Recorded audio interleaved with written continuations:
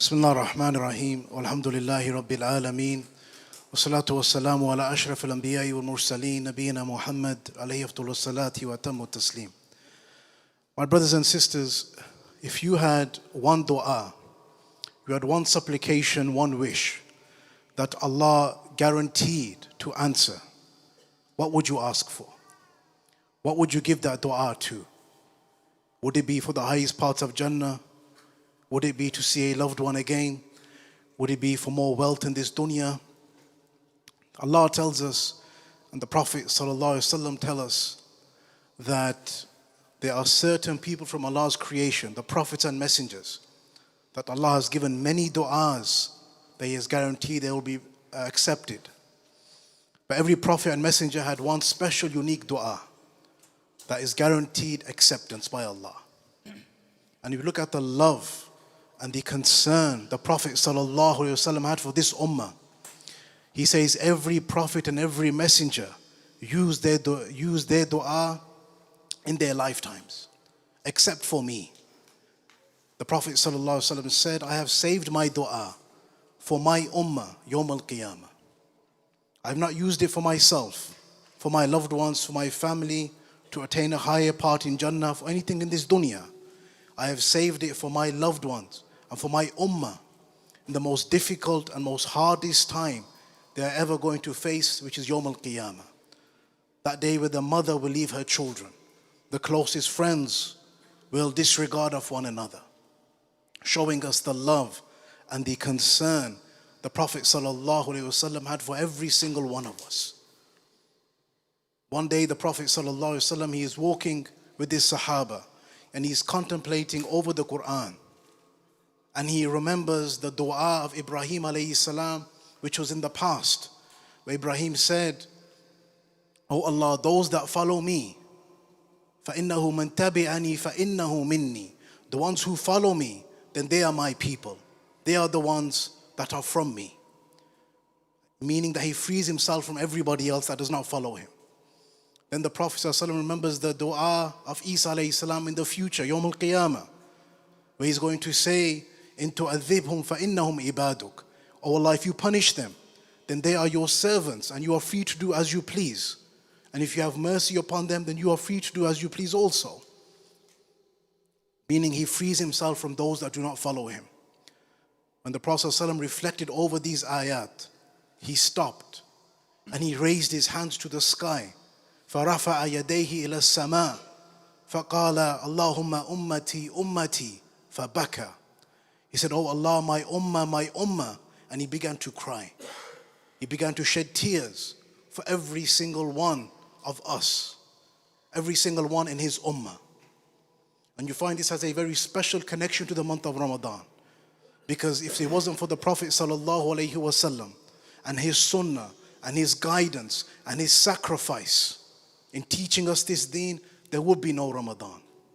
In fact, there would be no Jannah for us to attain, because we can only enter paradise through the guidance of the Prophet ﷺ. The only way for us to enter into Jannah is by following his guidance. Especially you young brothers and young sisters here on this evening, you have to understand, you are being tested and tried in ways that maybe your parents can't even imagine. The tricks and the plots the shaitan has created for you now to enter into the fire of hell are not like any other generation has seen. However, you have a responsibility to learn the sunnah of the Prophet ﷺ, to learn his guidance, to learn his etiquette, his mannerisms, because that day is what saves us from any test and any trial. As Imam Malik, he said, "As-sunnah ka-safinati Nuh." The sunnah, it is like the ark of Noah. Whoever embarks upon that ark, he will be saved. And whoever does not, then he will be drowned. So regardless of what situation we are going through, what difficulty or hardship we are facing, what test or trial we are going through, there's example and there's guidance in the sunnah of the Prophet ﷺ that is there for every single one of us to take heed.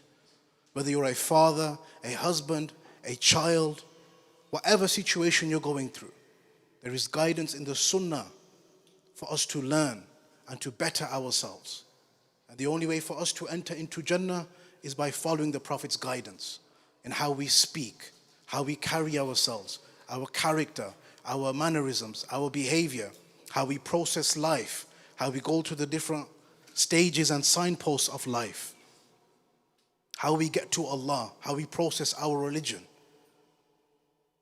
One of the ahadith, and I end with this, that's pertinent to the month of Ramadan, is the hadith of the 3 steps the Prophet ﷺ took when Angel Jibreel came and said, say Ameen, where the best of creation and the best of mankind are making dua for our well-being.